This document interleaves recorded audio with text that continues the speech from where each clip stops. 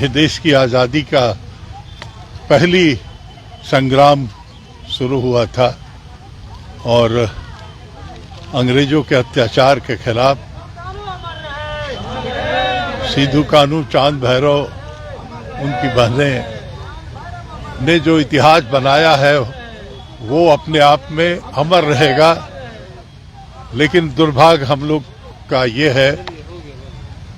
कि इस राज को बने 22 साल हो गए, लेकिन आज भी देखने को मिलता है कि वो परिवार के पढ़े लिखे लोग भी बेरोजगार हैं। मुझे लगता है कि हेमंत सरकार को और कुछ करने की करे या ना करे, लेकिन इस परिवार को जो देश की आज़ादी की पहला चिंगारी, पहला मशाल जलाया था, उसके परिवार को कम से कम सम्मान पूर्वक सुखी रहने का अधिकार दे। ये देश की आज़ादी का पहली संग्राम शुरू हुआ था और अंग्रेजों के अत्याचार के खिलाफ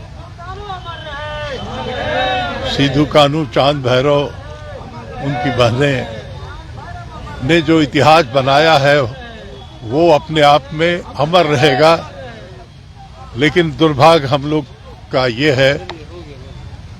कि इस राज को बने 22 साल हो गए, लेकिन आज भी देखने को मिलता है कि वो परिवार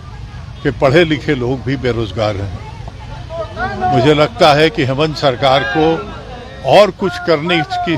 करे या ना करे, लेकिन इस परिवार को जो देश की आज़ादी की पहला चिंगारी, पहला मशाल जलाया था, उसके परिवार को कम से कम सम्मान पूर्वक सुखी रहने का अधिकार दे। ये देश की आज़ादी का पहली संग्राम शुरू हुआ था और अंग्रेजों के अत्याचार के खिलाफ सिद्धू कान्हू, चांद भैरव, उनकी बहनें ने जो इतिहास बनाया है वो अपने आप में अमर रहेगा। लेकिन दुर्भाग्य हम लोग का ये है कि इस राज को बने 22 साल हो गए, लेकिन आज भी देखने को मिलता है कि वो परिवार